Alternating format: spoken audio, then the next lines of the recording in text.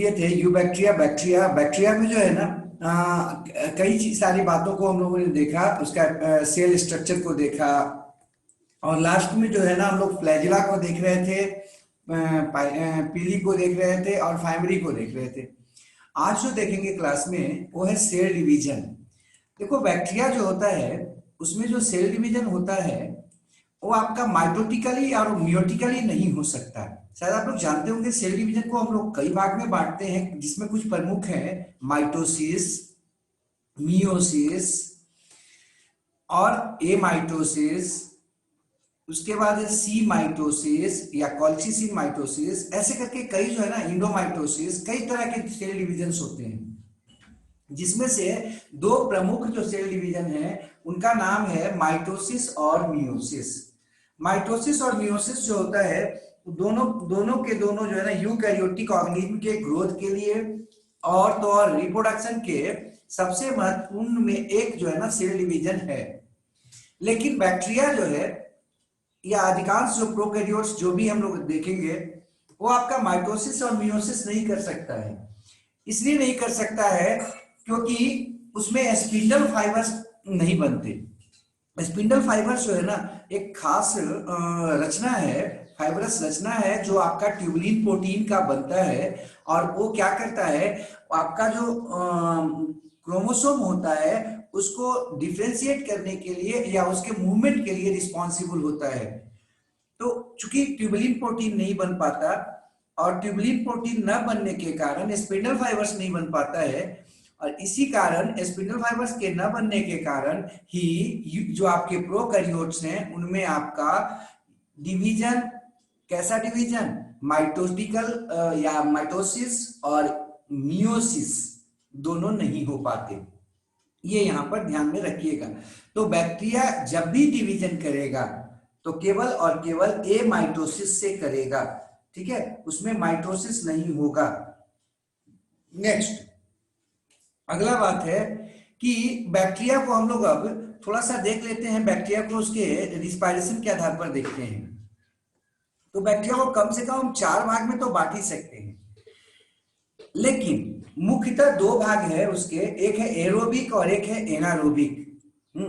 Aerobic मतलब oxygen की उपस्थिति में जहां फूड ऑक्सीडेशन या रिस्पायरेशन जो होता है उसमें ऑक्सीजन चाहिए, ऑक्सीजन इन्वॉल्व होता है। और दूसरा है आपका एनारोबिक जिसमें ऑक्सीजन नहीं इन्वॉल्व होता है, मतलब वैसा रिस्पायरेशन जो बिना ऑक्सीजन का होता है। ये जो एरोबिक रिस्पायरेशन होता है वो भी 2 प्रकार का हो सकता है, एक ऑब्लिगेट एरोबिक और एक facultative aerobic anaerobic, sorry.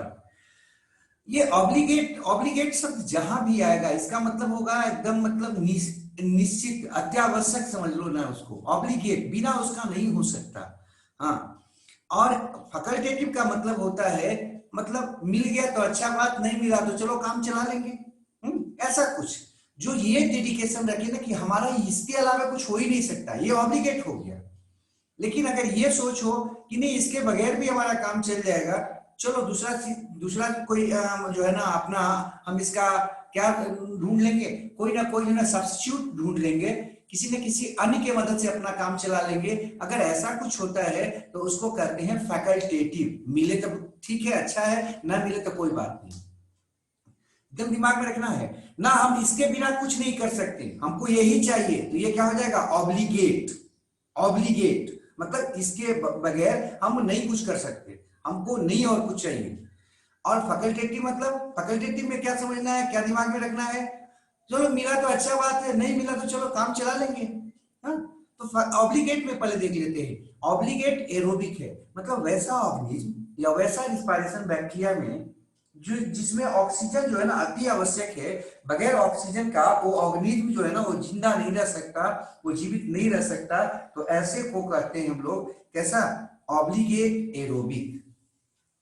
Next है, इसमें ध्यान रखना है कि इसमें जो है ना बिना ऑक्सीजन का वो जो जीव होगा जिसमें ये रिस्पायरेशन होता है ऑब्लिगेट एरोबिक, वो मर जाता है। हाँ, नेक्स्ट इसका एग्जांपल हम लोग है अगला पॉइंट में एजोटोबैक्टर है, बैसिलस सबटाइलिस है। नेक्स्ट है फैकल्टेटिव एनारोब्स। फैकल्टेटिव एनारोब्स मतलब नॉर्मली वो एरोबिक है, नॉर्मली वो एरोबिक है, बिना ऑक्सीजन का उसका काम नहीं होता है, ऑक्सीजन वो लेता है ऑक्सीडेशन में। लेकिन अगर ऑक्सीजन न रहे तब भी जिंदा रहेगा, तो उसको कहते हैं फैकल्टेटिव एरोबिक के जगह पर, सॉरी ऑब्लिगेट एरोबिक के जगह पर फैकल्टेटिव एनारोबिक, है ना। मतलब जरूरत पड़ने पर एनारोबिक हो जाएगा, जरूरत पड़ने पर एनारोबिक अगर हो जाए तो क्या बोलेंगे, फैकल्टेटिव एनारोबिक। इसका एग्जांपल हो गया एसिटोबैक्टर एसिटी, हेलोफाइल्स, ये सब कुछ इसके बैक्टीरिया हैं जो कि फैकल्टेटिव एनारोबिक हैं। नेक्स्ट है एनारोबिक। एनारोबिक किसको कहते हैं? देखो, उस बैक्टीरिया को या उस रिस्पायरेशन को हम लोग एनारोबिक कहते हैं जिसमें कि ऑक्सीजन की आवश्यकता नहीं होती ऑक्सीडेशन में या रिस्पायरेशन में। अब ये भी दो तरह का हो सकता है, एक ऑब्लिगेट एनारोबिक। ऑब्लिगेट एनारोबिक का मतलब कि वो आपका एनारोबिक कंडीशन ही उसको चाहिए, बिना एनारोबिक कंडीशन का वो जिंदा नहीं रह सकता है, मर जाएगा। हाँ, अर्थात अगर ऑक्सीजन मिल जाए तो बेचारा मर जाएगा। और इसका जो है ना कॉमन उदाहरण में आपका क्लोस्ट्रीडियम में आता है। क्लोस्ट्रीडियम में जो है ना कई को इसमें रख सकते हैं, लेकिन एक जो है ना सबसे प्रमुख है वो है क्लोस्ट्रीडियम बोटुलिनम। ये जो है ना आप शायद जानते होंगे, सुने भी होंगे कि कई जगह जो है ना भोजन क्या हो जाता है, जहरीला हो जाता है, या इन्फेक्टेड हो जाता है। आप सुने होंगे कि कहीं जो है ना जहरीला प्रसाद खाने से, या फिर जो है ना वो क्या बोलते हैं फूड पॉइजनिंग हो गया है कहीं पे। तो फूड पॉइजनिंग के लिए जो है ना सबसे महत्वपूर्ण में एक है क्लोस्ट्रीडियम बोटुलिनम। ये जो बोटुलिनम है, क्लोस्ट्रीडियम बोटुलिनम, ये क्या करता है, उस इन्वायरमेंट में या उस परिस्थिति में ज्यादा बढ़िया से डेवलप कर पाता है जहां पर ऑक्सीजन की कमी है। तो हम लोग कई बार क्या करते हैं, भोजन को बनाकर उसको पूरी तरह से बंद करके छोड़ देते हैं, हाँ, बर्तन में रख के। तो ये जो बर्तन में हम लोग रख लेते हैं उसमें क्या होता है कि वो किसके बारे में बोल रहे थे, हाँ, ये भोजन का जो है ना वो क्या हो जाना, विषाक्त हो जाना, आप नाम सुने होंगे, या पॉइजनिंग, फूड पॉइजनिंग हो जाना। ये क्यों होता है ऐसा? सामान्यतः हम लोग जो भोजन बनाते हैं ना उसको क्या करते हैं, ढक के रख देते हैं पूरी तरह से, और ढक के रखने के कारण धीरे धीरे जो है ना उसमें ऑक्सीजन की मात्रा कम होती जाती है। तो अंततः जो है ना एनारोबिक बैक्टीरिया जो आराम से उसमें डेवलप कर जाता है। ऐसे भी आप लोग अगर खाना को 4 घंटा बाद खाते हैं, बना हुआ खाना को, तो वो जहर होता है। हम लोग में से कई लोग जो है ना, वो माताएं लोग खास करके जो है ना इसको ध्यान नहीं रखती, वो क्या करती है, सुबह का बना हुआ रात में खिला देती हैं, या दोपहर का बना हुआ आराम से रात में गर्म करके खिला देती है सब्जी वगैरह। वो जो है ना बहुत ज्यादा हानिकारक है, कम से कम इस मौसम में तो बहुत खतरनाक स्थिति है। अगर कोई बच गया है बेचारा बासी सब्जी खाने से, अगर कोई बच गया है बेचारा वो बासी खाना खाने से, गर्म करके उसको दोबारा खिलाने का बात बोल रहे हैं, तो समझिए वो उसका भाग्य है, तो बेचारा चला जाएगा वो। कभी भी जो है ना वो प्याज है, सलाद जिससे बनाते हो आप, या टमाटर वगैरह है, उसको काट के आप जो है ना 2-3 घंटा नहीं छोड़ना चाहिए। हम लोग क्या करते हैं, होटलों में जाते हैं तो होटल में देखिएगा जो आपके ढाबा वगैरह होते हैं उसमें क्या करते हो, सलाद को काट के जो है ना पूरा सजा के रख देते हैं। अब वो जो सलाद काट के रखा हुआ है वो सलाद धीरे धीरे क्या होगा, डैमेज होगा। उसमें आपका जो है ना एनारोबिक बैक्टीरिया भी आने लगते हैं, क्योंकि नीचे का जो सलाद है उसमें हवा नहीं लग नहीं रहा है ठीक से, ऑक्सीजन लगने पहुंच नहीं पा रहा है, तो वो आपका फूड पॉइजनिंग का कारण बन जाता है। आप लोगों को या हम लोगों को जो है ना मैक्सिमम बायोलॉजी कहता है, पीछे के जो है ना क्लासेस जो थे जिसमें हम लोग न्यूट्रिशन देखा था हम लोगों ने, उसमें हम भी अब आपको बताए थे कि मैक्सिमम जो है बना हुआ भोजन 4 घंटा तक चल जाएगा, है ना। ऐसे कहा जाता है कि आधा घंटा में भोजन को खा लेना चाहिए, बना हुआ भोजन को आराम से आधा घंटा में खा लो तो उसके जो न्यूट्रिएंट्स होते हैं उसका मात्रा कुछ ज्यादा रहता है। और वैसा भोजन जो पकाया जाता है, जिसको जो है ना आपका ठीक से पकाया जाता है, और भोजन काफी न्यूट्रिटिव होते हैं। लेकिन हम लोग जो अभी कुकर का खाना जो खा रहे हैं उसमें भोजन को पकाया नहीं जाता है, बल्कि उसको जो है ना उसको क्या किया जाता है, सिर्फ सिजा दिया जाता है। उसको ठीक से जो है ना उसके अवयव टूट नहीं पाते हैं, और इसमें उसके कई पौष्टिक जो तत्व होते हैं वो लॉस्ट हो जाते हैं, खो जाते हैं। खैर छोड़िए, हम आपको यही कहना चाहेंगे कि आप लोग अपने घरों में अगर अभी तक ये आदत है कि भोजन को जो है ना वो 4-5 घंटे के बाद भी खाना खा लेते हैं, या सुबह का भोजन जो है ना दोपहर में या रात में खा लेते हैं गर्म करके। आजकल तो एक जो है ना घर में सबसे बड़ा खतरनाक हथियार जो आ गया है वो फ्रीज है। हम लोग क्या करते हैं कि वो जो है ना भोजन को बनाकर फ्रीज में रख दिए, अब वो जो है ना शाम में फिर वही सब्जी मार लेंगे आराम से।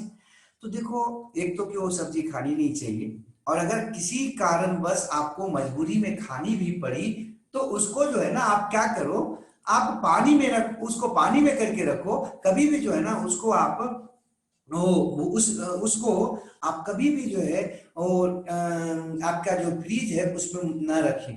फ्रिज में क्या होता है, CO2 का मात्रा बढ़ जाता है, प्लस और भी जो गैसेस हैं वो आपके उसमें ज्यादा हो जाते हैं, क्योंकि वो बंद रहता है। तो जिसके चलते उसका जो है ना आपका खराब होने का चांस बहुत ज्यादा रहता है। अगर उसको गर्म किया जाए तो तुरंत खराब हो जाता है। तो कोशिश यही किया करना चाहिए कि वो भोजन को जो है ना बाहर पानी में रखकर, पानी में छोटे बर्तन में करके उसको रख दिया जाए, ताकि वो ठंडा भी रहे और खराब भी ना हो। खैर, हम आगे बढ़ रहे हैं। हाँ, ऑब्लिगेट एनारोब का बात कर रहे थे। वैसा एनारोब जो आपका एरोबिक कंडीशन आते ही क्या होता है, समाप्त हो जाता है, मर जाता है। हाँ, नेक्स्ट है फैकल्टेटिव एरोबिक। फैकल्टेटिव एरोबिक किसको कहते हैं? फैकल्टेटिव एरोबिक उसको कहते हैं जो आपका एनारोबिक कंडीशन ही पसंद करता है, लेकिन अगर ऑक्सीजन मिल जाए तो चलो बेचारा जिंदा रह जाता है। आप में आपको मालूम होगा कि ढेर सारे बैक्टीरिया जो है ना वो आपका फोटोसिंथेटिक हैं। ये जो फोटोसिंथेटिक बैक्टीरिया होते हैं, जैसे रोडोबैक्टर है, इन सब में जो है ना एनारोबिक कंडीशन इनको चाहिए। लेकिन ऐसा नहीं है कि अगर जो है ना एरोबिक कंडीशन आ जाएगा तो वो समाप्त हो जाएंगे या खत्म हो जाएंगे। तो ये आपको बता रहे थे कि बैक्टीरिया जो है ना आपका रिस्पायरेशन के आधार पर 4 भाग में बांटा जा सकता है। पहला है ऑब्लिगेट एरोबिक। अब इसको दिमाग में कैसे रखना है ये देख लेते हैं। ऑब्लिगेट एरोबिक मतलब 100% एरोबिक है। हाँ, ऑब्लिगेट, ऑब्लिगेट का मतलब वहां पर 100% समझ लेना। ऑब्लिगेट एरोबिक मतलब 100% एरोबिक, मतलब ऑक्सीजन की अनुपस्थिति में वो जिंदा नहीं बचेगा, ऑक्सीजन की अनुपस्थिति में वो समाप्त हो जाएगा, मर जाएगा। ठीक है। फैकल्टेटिव एनारोबिक, फैकल्टेटिव मतलब मनमौजी, फैकल्टेटिव एनारोबिक मतलब मनमौजी एनारोबिक, मतलब समान रूप से वो कैसा है, एरोबिक है, लेकिन अगर जो है ना कभी एनारोबिक कंडीशन आ जाए तब भी जिंदा रहेगा। तो ये क्या हो गया, मनमौजी, फैकल्टेटिव। ठीक है। इसी तरह से ऑब्लिगेट जो है ना एनारोबिक, ऑब्लिगेट मतलब 100% एनारोबिक, ऑक्सीजन जैसे ही उसको देंगे वो क्या हो जाएगा, समाप्त हो जाएगा। इसलिए कहा जाता है कि भोजन जो है ना उसको क्या करते रहना चाहिए, ऑक्सीजन वहां पर सप्लाई करना चाहिए। हम तो आपको फिर से बोल रहे हैं कि कहीं भी पार्टी वगैरह में जाओ, क्या किया करो, आप जो है ना जल्दी से जल्दी खाना खाने की कोशिश करो। 10 बजे के बाद तो खाना ही नहीं चाहिए। कोई भी पार्टी ऐसी नहीं होती है जिसमें जो है ना सब्जी बनना 3, साढ़े 3, 4 बजे से शुरू नहीं हो जाता है। तो सोचो, जो सब्जी आपका 3, 4 बजे, 5 बजे तक बन जाता है, और वो सब्जी आप जो है ना रात में 12 बजे, 1 बजे, 2 बजे खाते हो, वो सब्जी में जो है ना क्लोस्ट्रीडियम आ चुका होगा, एनारोबिक कंडीशन उत्पन्न हो चुका होगा, और वो सब वो खराब हो चुका होगा या डिग्रेड होने लगा होगा, और उस सब्जी को हम लोग क्या करते हैं, बड़ी प्रेम से खा लेते हैं। तो कोशिश यही करना चाहिए कि हम लोगों को जो है ना भोजन बना हुआ एक ही बार गर्म करें, पहला चीज, भोजन को दोबारा गर्म ना करें। दूसरा चीज, जो भी भोजन गर्म करते हैं वो एक बार जो गर्म किए हैं, मतलब बनाया गया है, पकाया गया है, उसको 4 घंटा के अंदर खा ले। वो आधा घंटा के अंदर जो है ना भोजन सबसे बढ़िया होता है क्वालिटी में। आधा घंटा के बाद जो है उसके न्यूट्रिएंट्स करीब 20% तक कम होने लगते हैं, मतलब 1 घंटा तक में। और 2 से 3 घंटा होते होते तक उसका 50 से 40% जो है ना आपका न्यूट्रिएंट्स ही बचते हैं उसमें, मतलब 60 से 50% तक न्यूट्रिएंट्स समाप्त हो जाते हैं। और करीब करीब जो है ना 4 घंटे के बाद तो उसमें केवल 10 से 15% ही न्यूट्रिएंट्स बच पाते हैं। मतलब वो केवल पेट भरने का काम आता है, आपके बॉडी को हार्म पहुंचाने का काम ज्यादा करता है पेट भरने के बाद।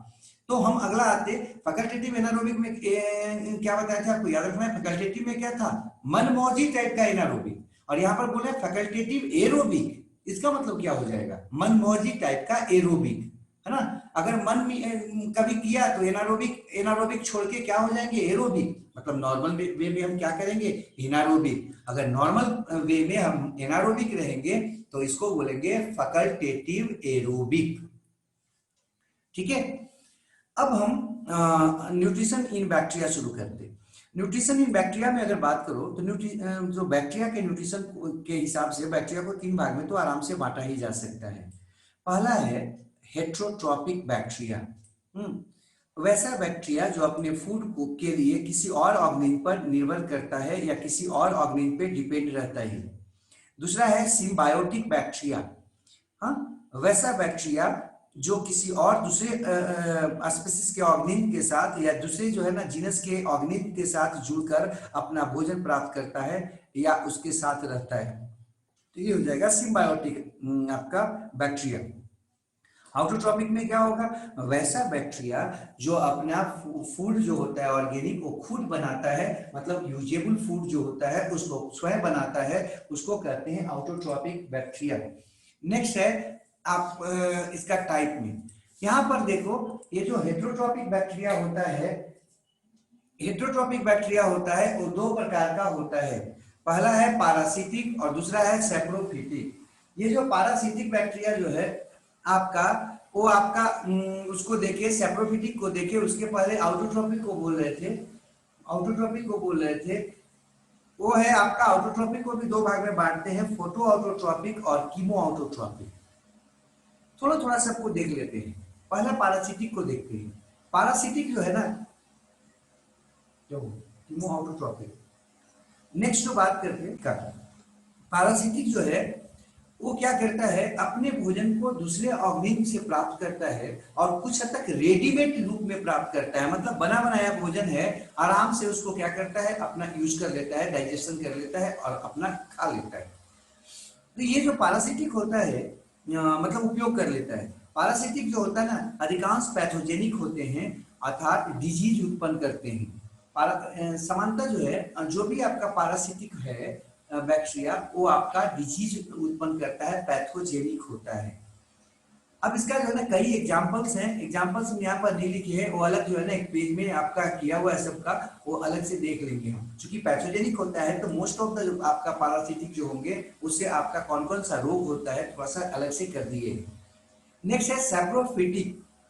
सैप्रोफिटिक जो है ना उस बैक्टीरिया को बोलते हैं जो सैपरन से अपना भोजन प्राप्त करता है। सैपरन मतलब dead and decaying organic matter से, डिकम्पोजिशन ऑफ ऑर्गेनिक मैटर से। हाँ, तो वैसा बैक्टीरिया जो अपने फूड को dead and decaying organic matter से प्राप्त करेगा उस बैक्टीरिया को कहेंगे सैप्रोफिटिक बैक्टीरिया। इसमें आपका 2 3 4 5 फायदा इससे है। सैप्रोफिटिक बैक्टीरिया के बारे में अगर लोगों से बोलो कि बैक्टीरिया क्या करता है तो अधिकांश के माथा में जो है ना बैक्टीरिया के जैसे ही बोलते हैं ना हम लोग कि पानी में बैक्टीरिया होगा, दूध में बैक्टीरिया होगा, दही में बैक्टीरिया होगा या इस भोजन में बैक्टीरिया होगा, हाथ में बैक्टीरिया होगा, तो हमारे मन में क्या होता है बैक्टीरिया शब्द से ही ना एक ऐसा विचार आता है जैसे कोई राक्षस आ गया है, कोई जानलेवा चीज आ गया है। लेकिन आपको जान के आश्चर्य होगा, हम लोग पढ़ेंगे इसके बाद कि बैक्टीरिया का क्या इंपॉर्टेंस है, इकोनॉमिक इंपॉर्टेंस क्या है, कि बैक्टीरिया हमारे लिए काफी महत्वपूर्ण है। हाँ, जैसे एक सैप्रोफिटिक बैक्टीरिया का उदाहरण देख लेते हैं यहाँ पर। सैप्रोफिटिक बैक्टीरिया जो है ना अगर ना होता तो क्या होता, तो पहले उसका काम देख लीजिए तो आपको अपने समझ में आ जाएगा। पूरे के पूरे पृथ्वी जो आपका सतह होता है उसको वो क्या करता है क्लीन रखता है, अर्थात अगर वो बैक्टीरिया न रहता तो हमारा जो अर्थ सरफेस है वो क्या होता है, वो गंदा नजर आता, ठीक है, वो आपका साफ नहीं होता। तो पहला काम है कि ये क्या करता है अर्थ सरफेस को साफ करता है। ये जो हम जहां पर हम रह रहे हैं अभी पूरा का पूरा जो पृथ्वी है वो आपका क्या होता है साफ रहता है। वो आपका क्यों साफ रहता है भाई, तो उसका रीजन यही है कि ये आपका सैप्रोफिटिक बैक्टीरिया जो है वो उसको क्लीन कर देता है।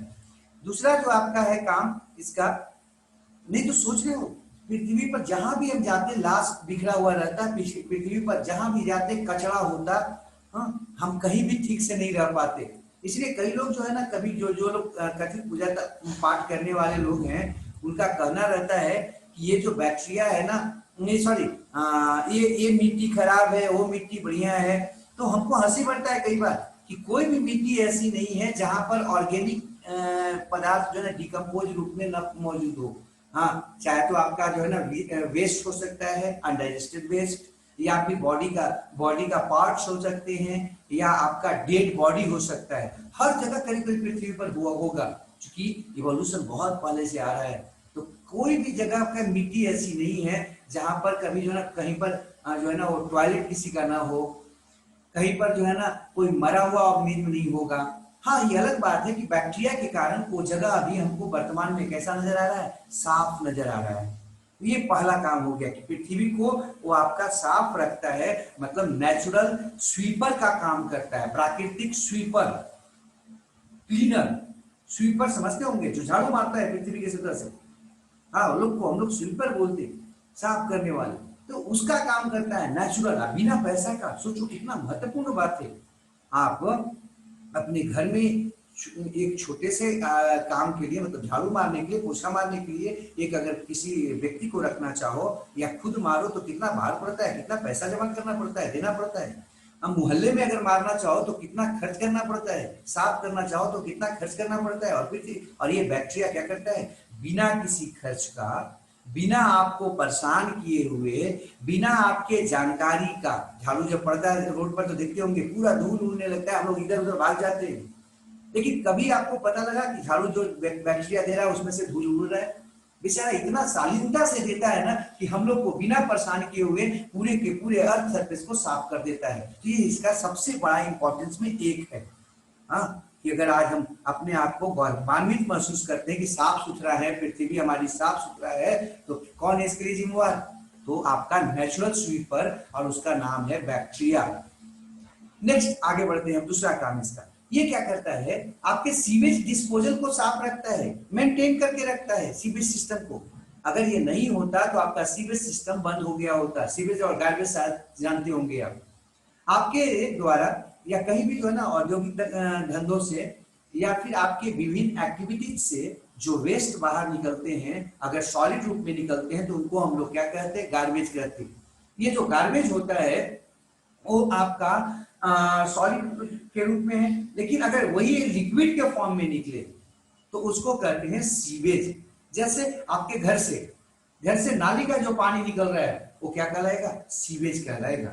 नाली के पानी माने गंदा पानी के रूप में जो आप निकाल रहे हो वो क्या हो रहा है, सीवेज है। लेकिन वही आपका जो है ना वो सॉलिड के रूप में निकलेगा, जैसे छिलका हो गया फलों का, या सब्जियों का छिलका हो गया, या फिर जो है ना आपका बचा हुआ आपका क्या हो गया, भोजन हो गया, या पेपर हो गया, वुड हो गया, ये सारे के सारे जो है ना आपका जो है ना क्या हो गया, फिशेस हो गया, ये सब क्या कहलाता है, गार्बेज कहलाता है।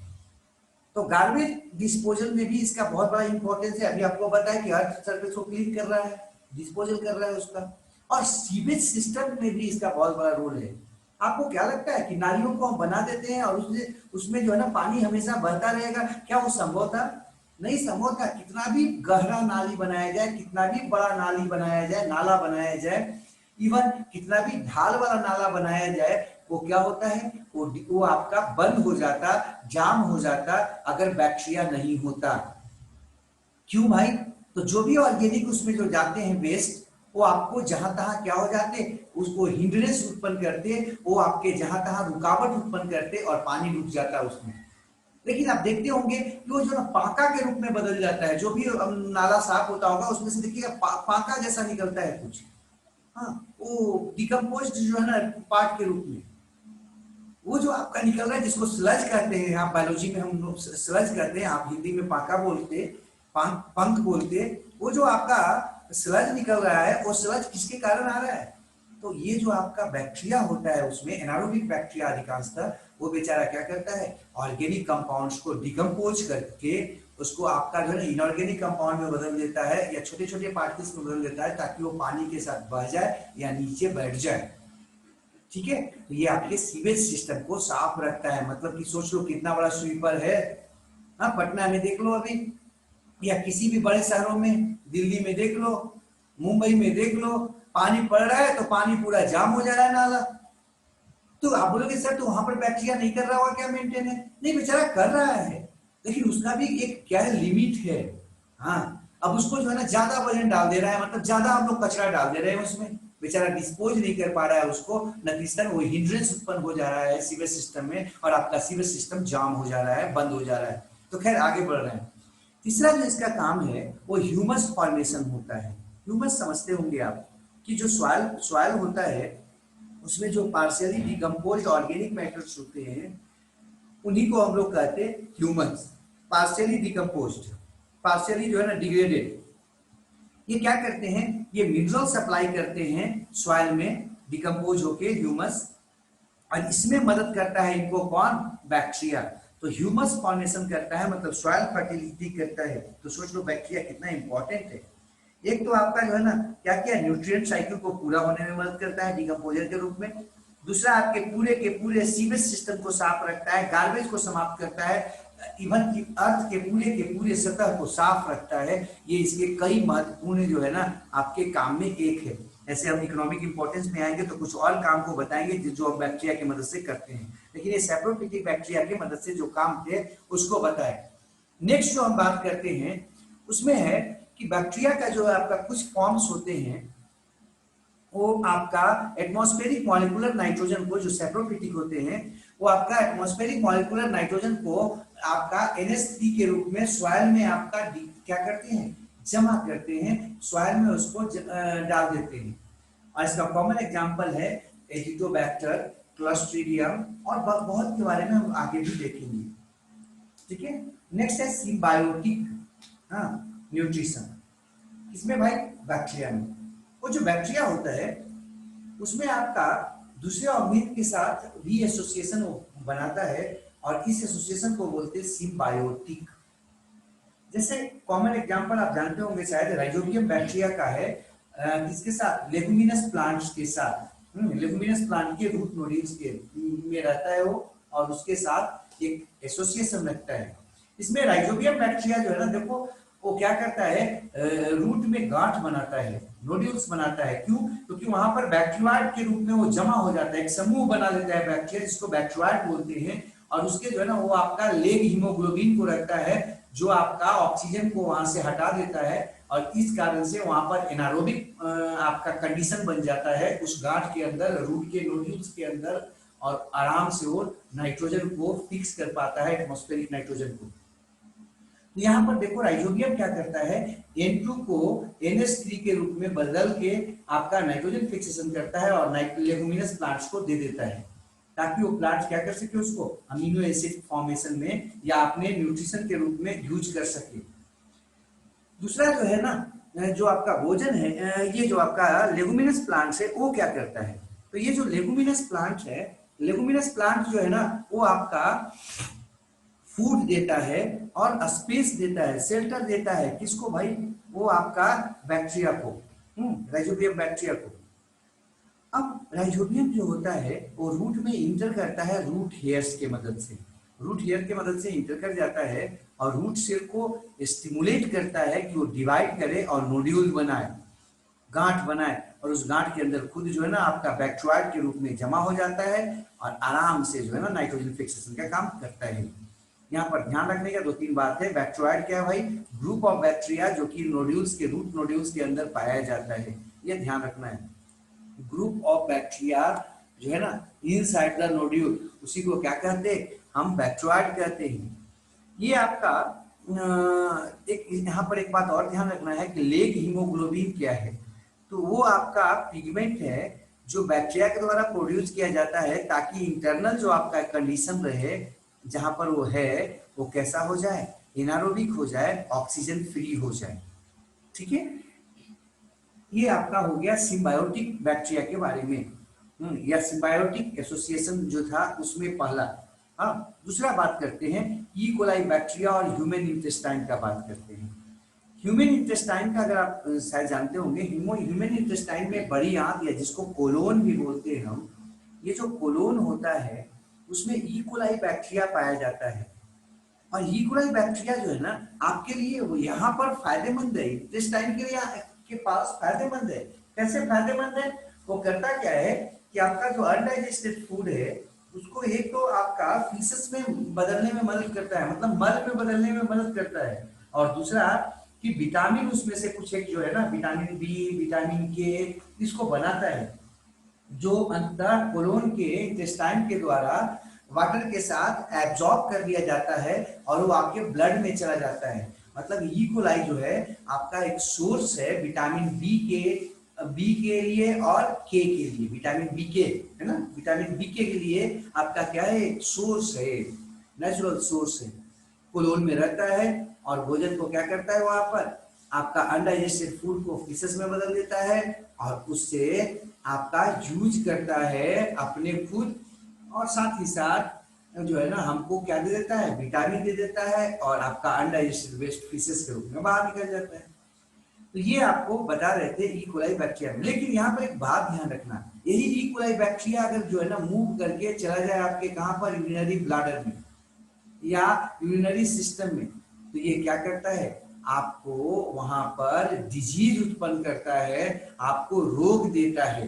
हाँ, तो आपके जो आपका क्या बोलते हैं, यूरिनरी सिस्टम के जो डिजीजेज हैं, अधिकांश डिजीजेज जो है ना वो आपका बैक्टीरिया के कारण होता है, जिसमें ई कोलाई बैक्टीरिया का भी एक बहुत बड़ा रोल है।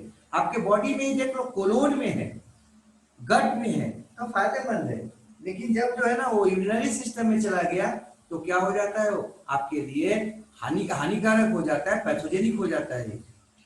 खैर, आप एक बात और जानते होंगे ई कोलाई बैक्टीरिया के बारे में शायद, कि जिन वाटर को या जो भी आपके सीवेज वगैरह है, नदियों का पानी वगैरह है, उसको हम ये जो बताते हैं ना कि वो ज्यादा गंदा है कि कम गंदा है, ये अभी वर्तमान में बताया जा रहा है किसके मदद से, तो ई कोलाई बैक्टीरिया की मात्रा को देखा जाता है। अगर ई कोलाई बैक्टीरिया बहुत ज्यादा है उसमें, तो उसको पॉल्यूटेड वाटर माना जाता है। ठीक है, तो वैसा वाटर जिसमें ई कोलाई बैक्टीरिया ज्यादा मात्रा में हो, वो ज्यादा पॉल्यूटेड माना जाता है। अर्थात ई कोलाई बैक्टीरिया का प्रेजेंस वाटर में पॉल्यूशन को भी बताता है। नेक्स्ट जो बात करते हैं हम, वो है फोटोसिंथेटिक। फोटोसिंथेटिक का अगर बात करें तो आप शायद जानते होंगे फोटोसिंथेसिस का मतलब क्या होता है, सिंथेटिक का मतलब क्या होता है। जो आपका जो लाइट से अपना भोजन को बनाता है ना, मतलब लाइट को यूज करता है किसके लिए, भोजन को बनाने के लिए, कार्बोहाइड्रेट को बनाने के लिए बॉडी के अंदर, उसको कहते हैं हम फोटोसिंथेटिक।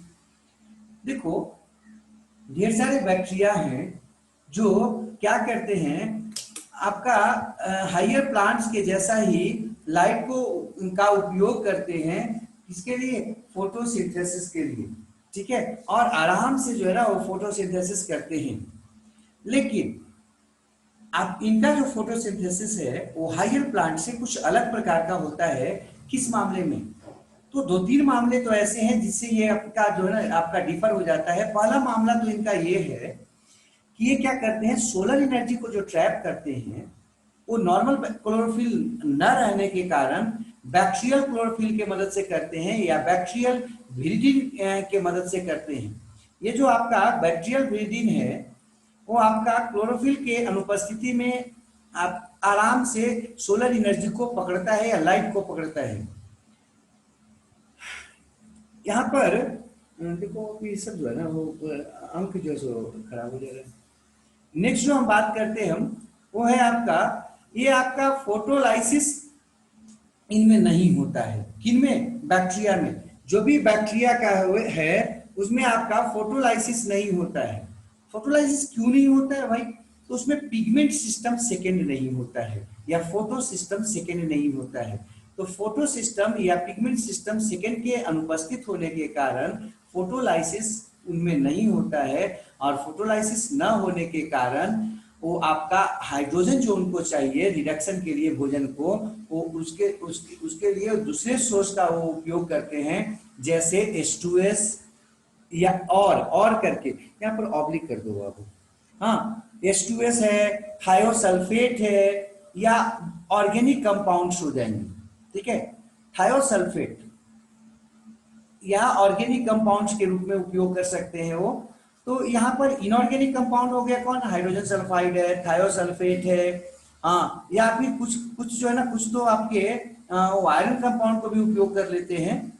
ऑर्गेनिक कंपाउंड में वो आपका अमीनो एसिड से लेते हैं हाइड्रोजन को, आइसोप्रोपाइल अल्कोहल से प्राप्त करते हैं हाइड्रोजन को, फैटी एसिड से प्राप्त करते हैं, लेकिन H2O से नहीं प्राप्त करते, जैसा कि हम देखे हैं किसमें, आपका हायर प्लांट्स में। हायर प्लांट्स जो होते हैं उनमें जो फोटोसिंथेसिस होता है, उनमें हाइड्रोजन जो आता है CO2 के रिडक्शन के लिए, कार्बोहाइड्रेट के फॉर्मेशन के लिए, वो कहाँ से आता है, H2O से आता है। लेकिन ये जो आपके होते हैं कौन, बैक्टीरिया जो फोटोसिंथेसिस करते हैं, वो आपके हाइड्रोजन जो है ना वो प्राप्त करते हैं किससे, इनऑर्गेनिक कंपाउंड से या ऑर्गेनिक कंपाउंड से। ठीक है, नेक्स्ट जो बात करते हैं हम कि इसमें फोटोसिंथेसिस जो होता है वो आपका नॉन ऑक्सीजेनिक होता है। ठीक है, आपको पहले भी बताया था कि फोटोलाइसिस नहीं होता है इसमें। फोटोलाइसिस ना होने का कारण क्या बताओगे? कोई पूछेगा फोटोलाइसिस क्यों नहीं होता है, फोटोलाइसिस है क्या भाई? तो लाइट के उपस्थिति में H2O का टूटना ही क्या कहलाता है? फोटोलाइसिस कहलाता है। हाँ, डिग्रेडेशन ऑफ क्या? H2O in presence of light is called photolysis. पढ़ाएंगे, आपको फोटोसिंथेसिस में पढ़ना है। तो चूंकि इसमें जो है ना फोटो सिस्टम सेकेंड या पिगमेंट सिस्टम सेकेंड जो फोटोलाइसिस के लिए आवश्यक होता है वो नहीं रहता है, और इसी कारण से इसमें फोटोलाइसिस नहीं होता है। और इसीलिए जो आपके फोटोसिंथेटिक बैक्टीरिया होते हैं वो हाइड्रोजन को प्राप्त करते हैं किसी इनऑर्गेनिक कंपाउंड से या ऑर्गेनिक कंपाउंड से। तो यहाँ इसीलिए अब इसका जो फोटोसिंथेसिस होगा, क्योंकि फोटोलाइसिस हुआ नहीं, तो फोटोलाइसिस में ही जो है ना हाइड्रोजन भी निकला, हाइड्रोजन को खुद यूज कर लेता है और ऑक्सीजन को क्या करता है? वातावरण में निकाल देता है। तो जो फोटोसिंथेसिस में हम ऑक्सीजन देखते हैं या सुनते होंगे आप कि जो भी ग्रीन प्लांट्स हैं वो क्या करते हैं? ऑक्सीजन देते हैं हमको। तो ऑक्सीजन कहाँ से देते हैं? वो क्या करते हैं कि H2O को फोटोसिंथेसिस के दौरान हाइड्रोजन को प्राप्त करने के लिए तोड़ देते हैं, और जब तोड़ते हैं तो 2H प्लस हाफ O2 के रूप में वो अलग हो जाता है, प्लस इलेक्ट्रॉन के रूप में। तो इलेक्ट्रॉन को और हाइड्रोजन को खुद यूज कर लेते हैं, और ऑक्सीजन जो है ना उसको क्या करते हैं? वो आपका इन प्रोडक्ट के रूप में बाहर निकाल देते हैं। यही ऑक्सीजन हम जानते हैं कि फोटोसिंथेसिस के समय ऑक्सीजन बाहर आता है। ठीक है, अब यहाँ पर चूंकि फोटोलाइसिस नहीं हुआ, फोटोलाइसिस क्यों नहीं हुआ? क्योंकि उसके लिए जो रिस्पॉन्सिबल थे फोटो सिस्टम या पिगमेंट सिस्टम सेकेंड, वो आपका नहीं है। जब वो नहीं है तो फोटोलाइसिस नहीं होगा, फोटोलाइसिस नहीं होगा तो हाइड्रोजन नहीं मिल पाएगा। अब इसके लिए हाइड्रोजन कहाँ से ले लिया? वो कंपाउंड से ले लिया। तो ऑक्सीजन तो उपयोग, अब H2O तो उपयोग हुआ नहीं। जब H2O का उपयोग नहीं करेगा तो ऑक्सीजन वो रिलीज नहीं कर पाएगा, अर्थात जो भी फोटोसिंथेसिस होता है बैक्टीरिया में वो आपका नन क्या होता है? ऑक्सीजेनिक होता है, मतलब ऑक्सीजन को नहीं दे सकता है। वो क्यों नहीं दे सकता है? वो आराम से आप बता सकते हैं, लेकिन आयरन दे सकता है, सल्फर दे सकता है, हाँ वो देता है। तो यहाँ पर ऑक्सीजन की जगह पर सल्फर आता है, आयरन वगैरह आता है। नेक्स्ट जो हम बात कर रहे हैं, अगला जो है बैक्टीरिया के फोटोसिंथेसिस में, कि अधिकांश जो बैक्टीरिया का फोटोसिंथेसिस होता है वो रेड और फार रेड लाइट में होता है।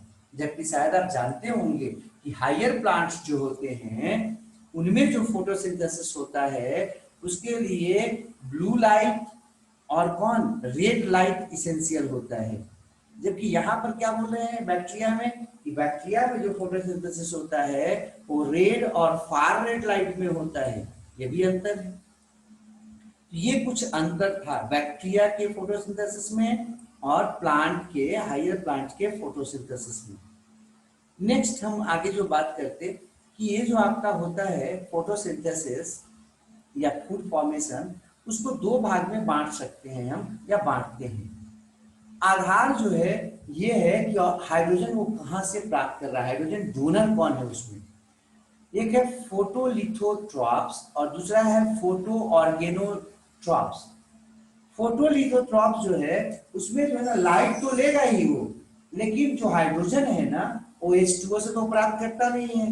तो वो जो ऑक्सीजन जो लेगा वो किससे लेगा? इनऑर्गेनिक कंपाउंड से लेगा। जबकि फोटो ऑर्गेनोट्रॉप्स में वो जो है ना आपका हाइड्रोजन कहां से प्राप्त करता है? ऑर्गेनिक कंपाउंड्स को तोड़ के करेगा। अब इसका हम कुछ अलग से देखते हैं, आगे के स्लाइड में देखेंगे। पहले यहाँ पर हेटेरोट्रॉप्स को जो है ना आपका अलग अलग कर दिए हैं, एग्जाम्पल के रूप में अपना देख लेना। सैप्रोट्रॉपिक बैक्टीरिया किसको बोलेंगे? जो सड़ा गला से अपना भोजन प्राप्त करता है। और सैप्रोट्रॉपिक जो बैक्टीरिया था उसको हम कम से कम 2-3 भाग में तो बांट ही सकते हैं। पहला है ऑब्लिगेट सैप्रोट्रॉपिक। ऑब्लिगेट आपको बोले थे कि बिना उसका वो नहीं रह सकता है, हाँ कंप्लीटली डिपेंडेंट अगर हो तो उसको क्या बोलते हैं? ऑब्लिगेट सैप्रोफाइट्स बोलते हैं। और इसका जो है ना कॉमन उदाहरण है क्लॉस्ट्रिडियम बोटुलिनम, हाँ, और बैसिलस वल्गेरिस।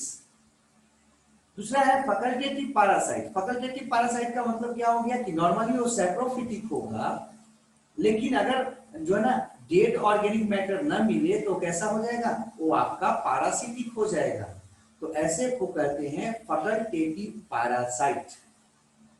ये सैप्रोफिटिक बैक्टीरिया जो हम लोग पीछे देखे थे, सैप्रोफिटिक जो बात आया था उसके लिए हम यहाँ पर एग्जाम्पल थोड़ा सा देना था, इसलिए हम इसको ऐसे बता दिए। नेक्स्ट पैरासिटिक भी पीछे पढ़े थे हम लोग, पैरासिटिक न्यूट्रिशन भी पढ़े थे। उसमें पैरासिटिक बैक्टीरिया का देख लो, पैरासिटिक बैक्टीरिया भी इसी तरह से दो प्रकार का हो सकता है। ऑब्लिगेट पैरासाइट मतलब जब भी रहेगा तो पैरासाइट के रूप में रहेगा, नहीं तो जिंदा नहीं रहेगा। उसका कॉमन एग्जांपल है माइकोबैक्टीरियम लेपिडी, कॉमन एग्जांपल है। फैकल्टेटिव आपका सेप्रोट्रॉपिक किसको बोलते हैं, तो वैसे बैक्टीरिया को हम फैकल्टेटिव सेप्रोट्रॉपिक बोलते हैं जो नॉर्मली पैरासिटिक होता है, लेकिन अगर कोई लिविंग ना मिले तो क्या हो जाता है, वो सड़ा गला ऐसे काम चलाता है, मतलब सेप्रोट्रॉपिक हो जाता है। यहाँ पर शायद आप लोग में से कुछ बच्चे को ये लग रहा होगा कि आप बताए थे कि जब भी वैज्ञानिक नाम लिखेंगे तो वैज्ञानिक नाम लिखने में अंडरलाइन करते हैं अलग अलग। देखो आपका सोचना सही है, होना भी चाहिए, लेकिन यहाँ पर देखो क्लॉस्ट्रीडियम को ऐसे अगर हम लिखते वैज्ञानिक नाम अपने से तो क्लॉस्ट्रीडियम लिखते और क्या लिखते बॉटुलिनम ऐसे लिखते, तो दोनों को अलग अलग अंडरलाइन करना चाहिए था, ऐसे अंडरलाइन करना चाहिए था, लेकिन यहाँ पर हम अंडरलाइन नहीं किए हैं। क्यों अंडरलाइन नहीं किए हैं, देखो अंडरलाइन में करने का कारण क्या है कि देखिए ये जो आपका अक्षर है ऑब्लिगेट सैप्रोफिटिक ऊपर लिखे हैं, देखो ये सीधा है, जबकि इसको देख रहे हो थोड़ा तिरछा है, ये ऑलरेडी जो है ना लैटिनाइज्ड है। ठीक है, तो आपको हम बताए थे नोमेनक्लेचर में कि जब भी आपको लिखना होगा तो लैटिनाइज्ड में लिखो, और लैटिनाइज्ड जब लिखोगे तो अंडरलाइन करने का जरूरत नहीं है। तो यहाँ पर लैटिनाइज करके अंडरलाइन मत कीजिएगा, हाँ उसका कोई जरूरत ही नहीं है। वो वही बात है कि जो है ना झूठ मूठ का दिमाग लगा रहे हैं, जब हो गया है, जब वो लैटिनाइज कर दिए आप, मतलब आप अगर तिरछा लिख पाते हो, अगर आप लिख लेते हो आप लोग में से कोई बच्चा इस तरह से, तो अंडरलाइन करने की जरूरत नहीं है। नहीं तो अगर सीधा लिखोगे तो अलग अलग अंडरलाइन करना पड़ेगा इन दोनों को। सब में देख लीजिएगा जो भी नाम लिखे हैं सब में देखो तिरछा लिखा हुआ है ना, कर्सिव राइटिंग, ध्यान रखिएगा इसको। ये लैटिनाइज कीजिए उसको, और उसको किस भाषा में लिखना है तो आपको बताया था कि उसको जो है ना कर्सिव राइटिंग में लिखिए या फिर अंडरलाइन कर लीजिए उसको। लैटिनाइज करने का मतलब लैटिन शब्द में उसको बदलना है, ठीक है। इसका अपना हिंदी में इंग्लिश मतलब होगा सबका, हाँ ये सब लैटिन में है। तो खैर ये आपको हम बता रहे थे क्या हेटेरोट्रॉप्स के बारे में थोड़ा सा उदाहरण था जो आपको हम कर दिए। नेक्स्ट जो बात हम करते हैं थोड़ा सा आपका ये बताए थे कि पैरासिटिक जो होता है अधिकांश जो है ना डिजीज देता है, हाँ अधिकांश जो होता है वो डिजीज देता है। इसमें थोड़ा इसको काट के अलग कर दो, है ना, यहाँ से कटेगा क्या, जो आपका डिजीज देता है। आपको पहले भी हम बताए थे कि ये जो बैक्टीरिया होता है वो आपका जो पैरासिटिक होता है वो पैथोजेनिक होता है अधिकांशतः। पैथोजेनिक का मतलब वो डिजीज उत्पन्न करता है। नेक्स्ट जो हम बात यहाँ पर कर रहे थे वो आपका डिजीज ऑफ ह्यूमन बीइंग का पहले कर रहे थे। ऐसे तो हम सभी ऑर्गेनिज्म में करते हैं, लेकिन पहले जो है ना ह्यूमन बीइंग का डिजीज का बात कर लेते हैं। ह्यूमन बीइंग में जो है ना कुछ डिजीज आपका उत्पन्न करने वाले बैक्टीरिया हैं, और उन बैक्टीरिया का बात करते हैं और उनके डिजीज का बात करते हैं, जिसमें एक तरफ डिजीज लिखे हैं एक तरफ बैक्टीरिया का नाम लिखे हैं। बैक्टीरियम लिखे हैं, बैक्टीरियम याद रखिएगा, बैक्टीरिया ऑलरेडी प्लूरल है। कुछ बच्चों को हम देख रहे हैं तो क्या कर रहे हैं कि बैक्टीरियाज लिख दे रहे हैं, बैक्टीरियाज BACTERIAS, तो ये गधा वाला काम है, बैक्टीरियाज नहीं होता है, बैक्टीरिया खुद प्लूरल है, हाँ एक से ज्यादा है, बैक्टीरियम होता है सिंगुलर, ध्यान रखिएगा। तो यहाँ पर कॉलरा जो है एक बैक्टीरिया से हुआ है, इसलिए वहां पर बैक्टीरियम किए हैं। तो कॉलरा जो है उसका जो कॉमन बैक्टीरियम है जिससे ये होता है उसका नाम है वाइब्रियो कॉलेरी। डिसेंट्री जो है ना वो आपका साइजेरिया डिसेंट्री, ऐसे करके सबका लिखा हुआ है, थोड़ा सा आप देख लेना, अगर किसी को दिक्कत हो रहा होगा या पढ़ने में दिक्कत होगा तो पूछ लेंगे, ठीक है ना। उसी तरह से अदर एनिमल्स में भी जो डिजीज होते हैं कॉमन डिजीज उसके बारे में थोड़ा सा लिखे हैं, बैक्टीरिया का नाम और एनिमल्स का नाम लिखे हैं किसमें क्या होता है। जैसे एंथ्रेक्स बहुत कॉमन है, ये जो है ना एग्जाम में आता है, कई बार मेडिकल वगैरह में खूब आता है। हाँ तो एंथ्रेक्स जो है ना वो आपका कैटल में सीप में किससे होता है, बैसिलस एंथ्रेसिस से होता है। इसी तरह से आपका ब्लैक लेग है ना क्लॉस्ट्रिडियम चाउबॉल से होता है, किसमें, कैटल और शीप में। इसी तरह से सबका लिखा हुआ है, आप अपना देख लेना। इवन आप सुने होंगे कि कुछ जो जानवर होते हैं उनका जो है ना बच्चा गिर जाता है, एबॉर्शन हो जाता है, ये भी आपका साल्मोनेला एबॉर्टस ओविस से होता है। डोमेस्टिकेटेड एनिमल्स जो है आपके घर में, जैसे गाय भैंस है, उनमें आपका जो है जनरली इसमें ऐसा देखा जाता है कि उनका जो है ना वो आपका एबॉर्शन हो जाता है कई बार। तो ये कुछ आपके एनिमल्स थे और उनके आपके डिजीज थे और बैक्टीरिया जो इसको उत्पन्न करता है। अगला जो हम बात करते हैं वो डिजीज इन प्लांट्स का बात करते हैं। इसमें क्या किए हैं, इसमें भी इसी तरह से लिखा हुआ है, एक तरफ डिजीज है और एक तरफ क्या है, बैक्टीरियम है। देखो यहाँ पर प्लांट का नाम इसलिए नहीं लिखे हैं क्योंकि अधिकांश प्लांट का नाम लिखा हुआ है इसी में साथ में ही। जैसे सिट्रस, सिट्रस जो है ना खट्टे फल वाले, जैसे आपको क्या हो जाएगा, नारंगी है, नींबू है, ये सब किस में आ जाएगा, मौसमी है, ये किस में आएगा, सिट्रस में आएगा, जिसमें साइट्रिक एसिड है। कैंकर, कैंकर का मतलब होता है कैंसर, कैंसर है ना, तो प्लांट का जो कैंसर होता है ना उसको कैंकर बोलते हैं। तो सिट्रस कैंकर मतलब वो आपका खट्टे फलों में जो कैंसर हो जाता है, मतलब कि वहां पर सेल जो है ना एग्रीगेट हो जाता है, नॉट बन जाता है। तो ये आपका किससे होता है, सबका लिखा हुआ है, जेंटोमोनास साइट्रिक। इसी तरह से लीफ स्टिक है, बैक्टीरियल ब्लाइट, या इसी को हम लोग बोलते हैं बैक्टीरियल ब्लाइट ऑफ राइस, उजला उजला उस पर स्पॉट बनने लगता है, ओराइजा, ओराइजा, ओराइजा समझते हो क्या, राइस को बोलते हैं। हाँ, नेक्स्ट है angular leaf spot of cotton, सबका है नाम लिखा हुआ किसका, वो आपका जो भी प्लांट्स हैं उनका नाम लिखा हुआ है, इसलिए इसमें हम अलग से प्लांट का नाम नहीं लिखे। जैसे टर्निप है आपका, नीचे देखो एप्पल है, पियर है, फिर पोटैटोज है, सब में है लिखा हुआ, ठीक है। ये क्राउन बॉल जो है ना, ये आपका कई में होता है, जैसे इसका कॉमन उदाहरण है टमाटर। टमाटर में झूरी टाइप का हो जाता है, देखिएगा उसका जो ऊपर का हिस्सा है ना वो पूरा एकदम एक जगह पर झूरी जैसा हो जाता है, क्राउन बन जाता है, गुच्छा जैसा हो जाता है, वो सब उसका पूरा का पूरा जो है ना आपका क्या, पत्तियां जो है सो एक जगह पर एग्रीगेट हो जाती हैं। तो ये आपका एग्रोबैक्टीरियम ट्यूबिफेसियंस से होता है, जो कि आपका सॉइल में पाया जाने वाला बैक्टीरिया है, और ये आपको 12 में पढ़ना है डिटेल से इसके बारे में। चलो आगे बढ़ते हैं। तो ये कुछ डिजीजेस थे। अभी हम लोग पीछे पढ़ रहे थे कि जो फोटोसिंथेटिक जो आपके बैक्टीरिया थे उसको हम लोग दो भाग में बांट सकते हैं, एक था फोटोलिथोट्रॉप्स और एक था फोटो ऑर्गेनोट्रॉप्स। फोटोलिथोट्रॉप्स या फोटो ऑर्गेनोट्रॉप्स किसको कहते हैं, तो आपको बताया कि लिथो शब्द जब भी आए तो सॉइल के लिए आता है, ठीक है।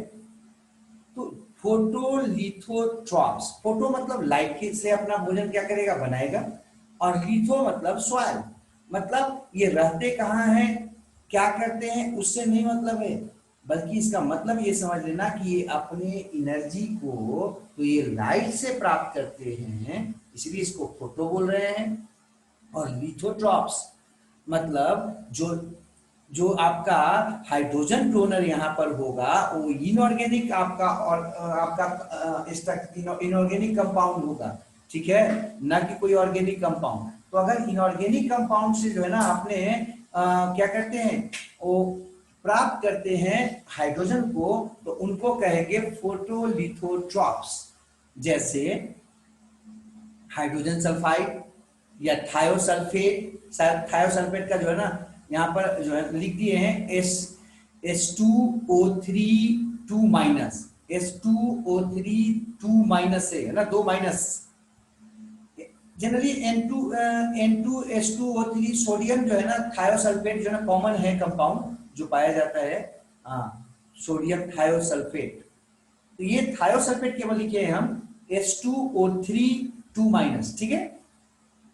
तो फोटोलिथोट्रॉप्स क्या हो गया, जो अपना जो हाइड्रोजन है वो किससे प्राप्त करता है, अपने हाइड्रोजन को जो प्राप्त करता है किससे भाई, तो इनऑर्गेनिक कंपाउंड से, तो उसको कहेंगे क्या बाबू, उसको कहेंगे फोटोलिथोट्रॉप्स। और इसका कॉमन उदाहरण है कौन भाई, पर्पल सल्फर बैक्टीरिया, जिसको बोलते हैं क्रोमैटियम। एक पर्पल सल्फर बैक्टीरिया में एक कॉमन उदाहरण है क्रोमैटियम, ठीक है। नेक्स्ट जो बात करते हैं वो है आपका green sulphur bacteria. Green sulphur bacteria जो है ना वो भी आपका क्या है, फोटोलिथोट्रॉप्स है। इसको मिटाओ यार, ये बंद कर रहा है उसको। हाँ, नेक्स्ट जो है वो आपका है ग्रीन सल्फर बैक्टीरिया, जिसका उदाहरण है थायोथ्रिक्स और क्लोरोबियम। ये कॉमन उदाहरण है इसका ग्रीन सल्फर बैक्टीरिया का। नेक्स्ट हम लोग आगे बढ़ते हैं, तो फोटोलिथोट्रॉप दिमाग में आ जाना चाहिए। वैसा ऑर्गेनिज्म जो अपना भोजन बनाने के लिए एनर्जी कहां से प्राप्त करता है? लाइट से। लेकिन हाइड्रोजन जो उसको जो H2O से प्राप्त करना था, वो किससे प्राप्त कर रहा है? वो आपका प्राप्त कर रहा है H2O के जगह पर कोई आपका कंपाउंड से, और वो कंपाउंड कैसा है? इनऑर्गेनिक है, समांतर सल्फर कंपाउंड। अगला है फोटो ऑर्गेनोट्रॉप्स।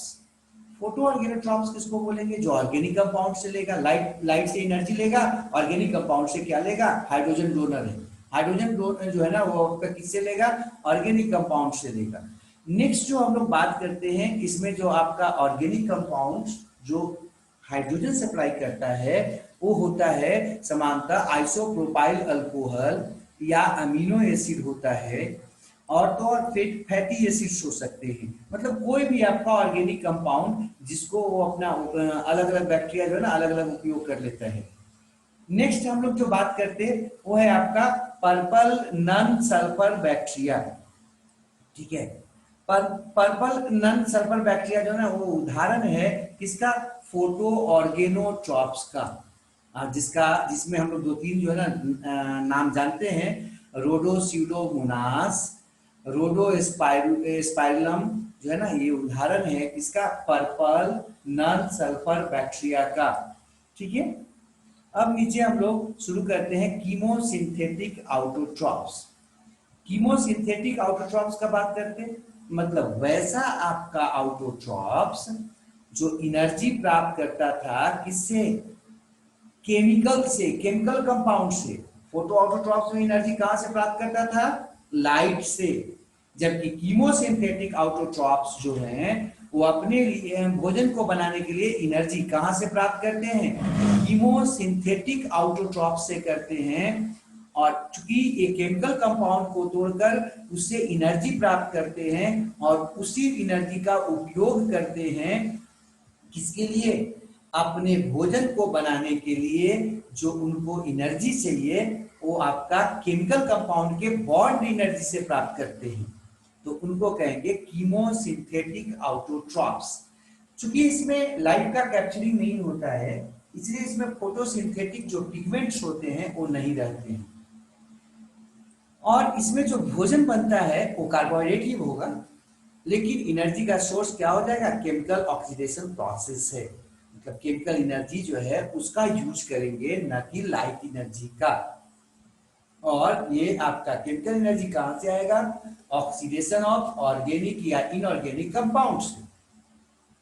अब इसको हम लोग दो भाग में बांट सकते हैं। किसको? कीमोसिंथेटिक आउटोट्रॉप्स को। एक वैसा जो इनऑर्गेनिक कंपाउंड से के ऑक्सीडेशन से अपना एनर्जी प्राप्त करता है, और एक वैसा जो ऑर्गेनिक कंपाउंड के कुछ से ऑक्सीडेशन से अपना एनर्जी प्राप्त करता है भोजन निर्माण के लिए, भोजन फॉर्मेशन के लिए। तो ये जो आपका कीमोलिथोट्रॉप्स है, जैसा कि नाम आपको पहले भी बताए थे, वहां पर फोटोलिथोट्रॉप्स था, मतलब एनर्जी किससे? लाइट से। यहाँ पर कीमो केमिकल से एनर्जी, और लिथो मतलब कैसा? इनऑर्गेनिक से। इनऑर्गेनिक कंपाउंड को तोड़ के अपना एनर्जी ये प्राप्त किया और भोजन बनाया। एग्जाम्पल वहां पर नीचे लिखे हैं सल्फर बैक्टीरिया के बारे में। सल्फर बैक्टीरिया जो होता है वो आपका उसका कॉमन उदाहरण है थायोबैसिलस। ठीक है, थायोबैसिलस एक सल्फर बैक्टीरिया है, और वो क्या करता है? सल्फर को H2O के साथ जोड़ देता है और क्या बनाता है? H2SO4 बनाता है। ठीक है, और इस प्रोसेस के दौरान सल्फर को H2O के साथ जोड़ने के दौरान जो आपका एनर्जी निकलता है, उस एनर्जी से CO2 और H2S को जोड़ के भोजन बना देता है, कार्बोहाइड्रेट बना देता है। ठीक है, CO2 और H2S को जोड़कर क्या बनाता है? फूड बना देता है उस एनर्जी से, जो एनर्जी निकला। नेक्स्ट है नाइट्रीफाइंग बैक्टीरिया। आप कुछ हद तक ऐसे ही समझ लेना। आप देखे होंगे जहां पर लोहार वाला काम होता है या सुनार का जो काम होता है, जहां पर दुकान होते हैं, लोग काम करते हैं, वहां पर आप देखे होंगे वो क्या करते हैं, कोयला को जलाते हैं। तो कोयला को जला रहे हैं तो एनर्जी निकल रहा है, अब उस एनर्जी से क्या करते हैं, दूसरा काम कर लेते हैं। सोना को या लोहा को क्या करते हैं, वो अपना मोड़ लेते हैं या उसको गला देते हैं, पिघला देते हैं। यही काम यहाँ हो रहा है। ये जो आपका जो भी कीमो लिथोट्रॉप्स बोल रहे हैं, वो क्या कर रहे हैं, बॉन्ड एनर्जी को तोड़ता है, ऑक्सीडाइज करता है उसको। ऑक्सीडाइज करता है तो एनर्जी क्या होगा, निकलेगा बॉन्ड एनर्जी। और वो जो एनर्जी निकलता है उसको वो अपने भोजन बनाने में यूज कर लेता है।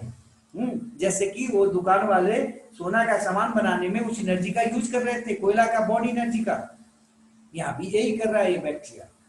इसमें नाइट्रीफाइंग बैक्टीरिया जो होता है, अपना एनर्जी जो है वो आपका नाइट्रोजन कंपाउंड जो होते हैं उनका ऑक्सीडेशन से प्राप्त करता है। जैसे यहाँ पर देखो कुछ उदाहरण है नाइट्रीफाइंग बैक्टीरिया के। NH3 या NH4 जो है, हाँ, उसको आपका क्या किया है, वो ऑक्सीडाइज किया है, और इसको जो करता है उस बैक्टीरिया को कहते हैं नाइट्राइट बैक्टीरिया। शायद आप जानते होंगे NO2- नाइट्राइट कहलाता है। ठीक है, तो नाइट्राइट बनाने वाला बैक्टीरिया जो अमोनियम आयन से या अमोनिया से बनाता है नाइट्राइट, उसको कहते हैं नाइट्राइट बैक्टीरिया। और इसका कॉमन उदाहरण है नाइट्रोसोमोनास, या इसी को नाइट्रोकॉकस कहते हैं। नाइट्रोसोमोनास को ही नाइट्रोकॉकस भी कहते हैं। अब नाइट्राइट जो होता है, नाइट्राइट जो है वो नाइट्रेट बैक्टीरिया के द्वारा, जिसका कॉमन उदाहरण है नाइट्रोबैक्टर, कन्वर्ट हो जाता है NO3 के रूप में या नाइट्रेट के रूप में। अब यहाँ पर देखो हम कुछ डॉट से निकाले हैं। डॉट क्या देना चाह रहे हैं कि ये जो नाइट्रेट बैक्टीरिया है या नाइट्राइट बैक्टीरिया है, वो जो एनर्जी निकलता है ना इस प्रोसेस के दौरान, NH3 को NO2 बनने के दौरान और NO2 को NO3 बनने के दौरान जो एनर्जी निकलता है, इस एनर्जी से दोनों के दोनों बैक्टीरिया अपना भोजन बना लेते हैं। कैसे, CO2 को H2S के साथ जोड़ देते हैं, उस एनर्जी को उस पर डाल देते हैं और भोजन क्या उनका तैयार हो जाता है कार्बोहाइड्रेट के रूप में। ये आपको यहाँ पर दिखा रहे थे। ठीक है, तो ये आपको सामान्य रूप से कीमोसिंथेटिक ऑटोट्रॉप्स दिखाए आपको, जो क्या करते हैं, अपने भोजन को बनाने के लिए एनर्जी किसी कंपाउंड के ऑक्सीडेशन से प्राप्त करते हैं। और अगर वो इनऑर्गेनिक से प्राप्त करे तो कीमोलिथोट्रॉप्स, और अगर ऑर्गेनिक से प्राप्त करे तो उसको बोलते हैं कीमो ऑर्गेनोट्रॉप्स। ठीक है,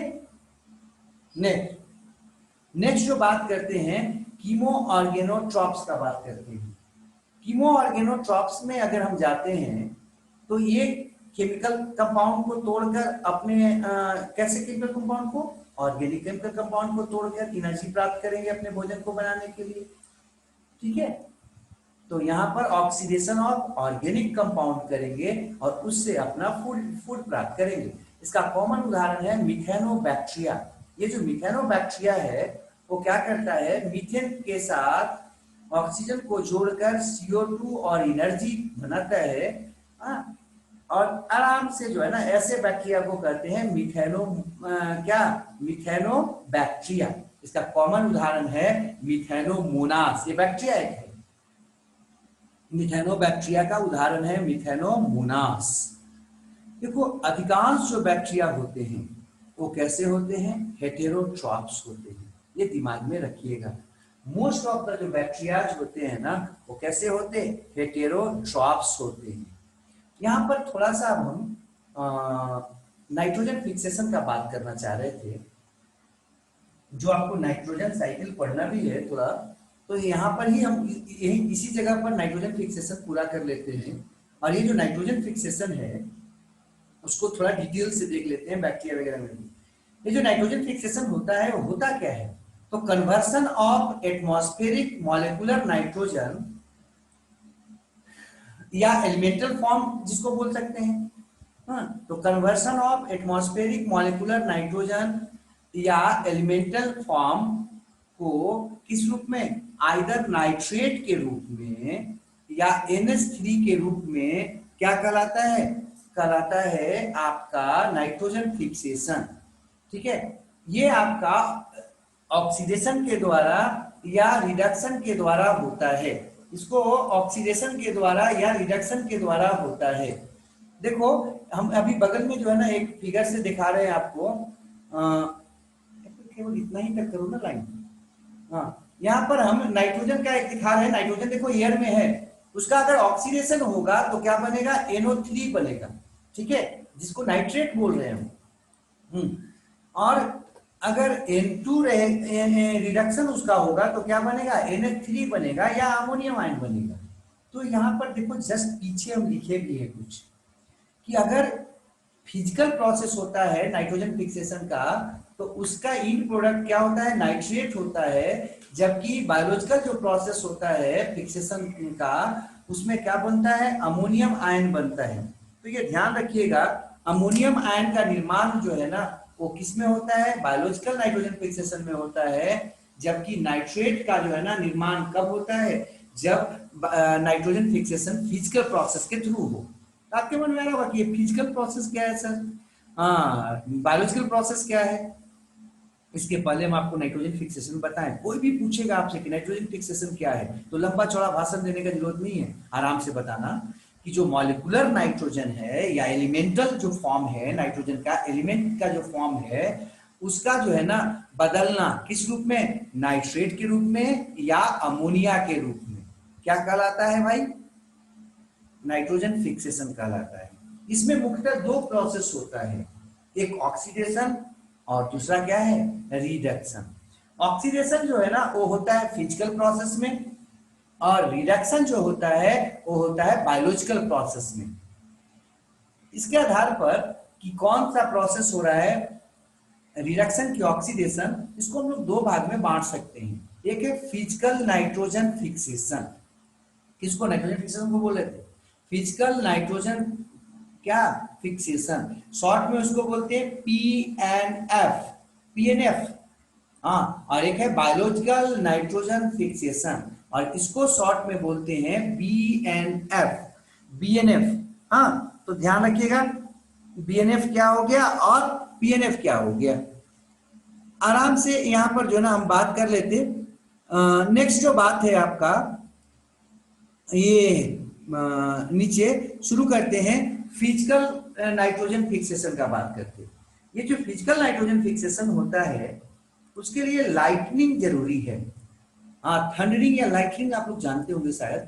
अभी जब वर्षा का मौसम है तो वर्षा जब पानी जब पड़ता होगा तो शायद आप जानते होंगे उस समय या देखे होंगे काफी ज्यादा जो है ना वो तेज लाइट आपका पड़ता है, उसमें चमकता है और तो और कहीं कहीं जो ना बिजली नीचे गिरती है। ये क्या है, वो लाइटनिंग है। तो वो जो बादल जो आपस में टकरा रहे हैं ना वो फिजिकल प्रोसेस है आपका किसका, नाइट्रोजन फिक्सेशन का।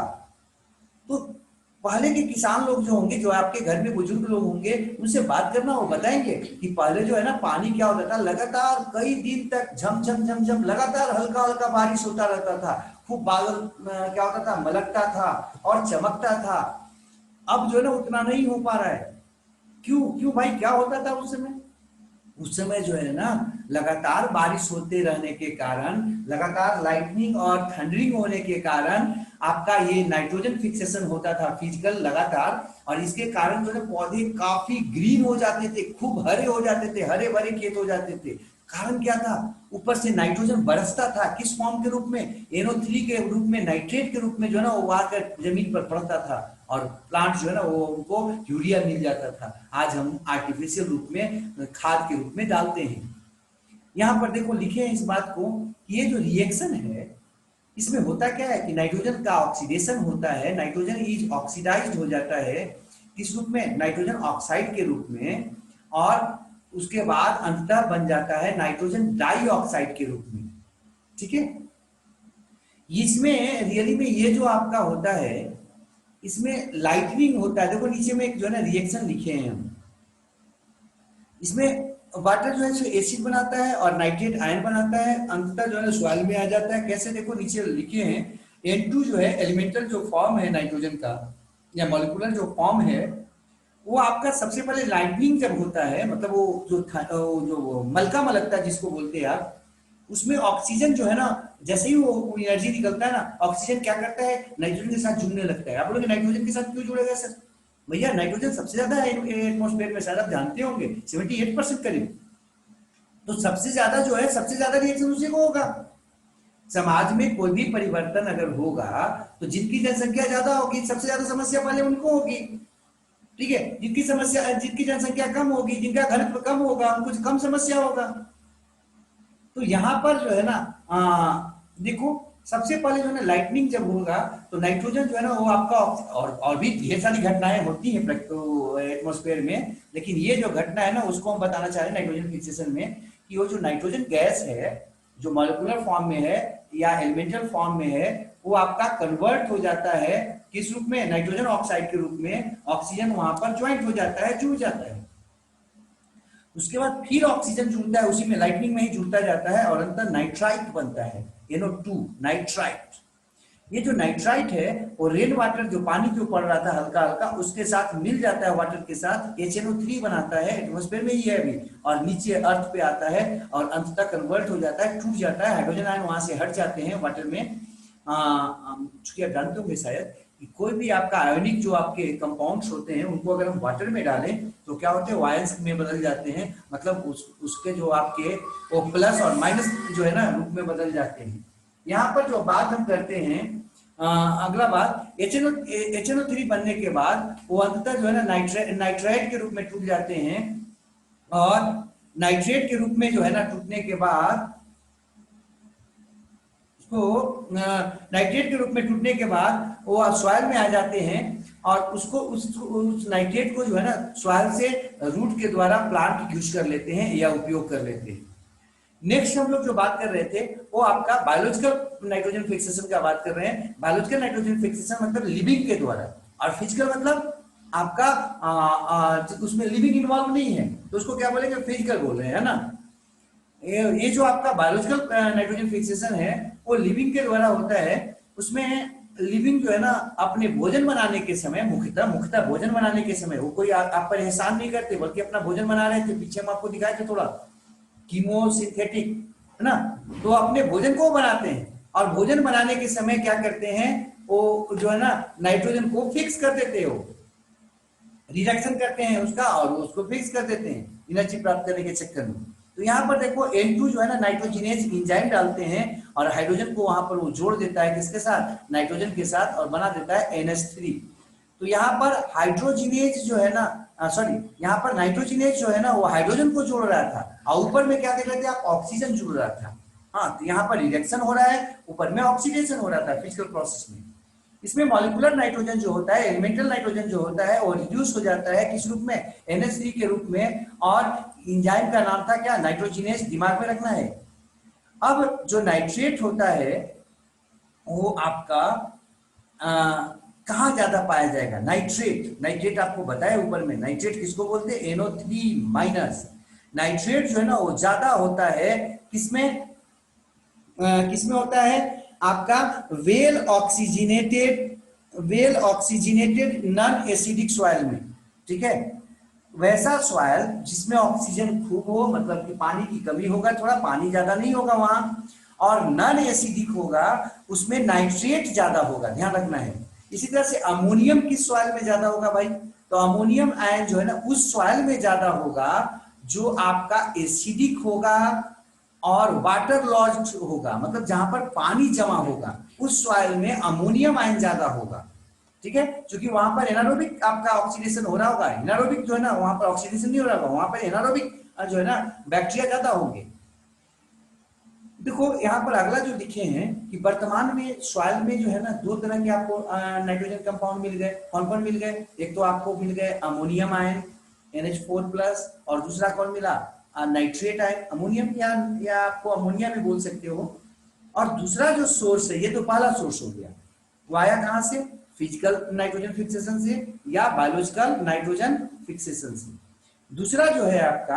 दूसरा आपका सोर्स जो है सॉइल में नाइट्रोजन का, वो कौन है, वो है अमीनो एसिड, जो कि आता है कहां से, ऑर्गेनिक मैटर के डिकेइंग से आता है, या एनिमल एक्सक्रीटा से निकलता है यूरिया के रूप में, या अमोनिया आप शायद जानते होंगे, डायरेक्ट अमोनिया दे देता है, ढेर सारे अमोनिजेनिक जो है ना आपका एनिमल्स, पीछे हम अभी आपको बताए थे इसी चैप्टर में, यह केमिकल फर्टिलाइजर से।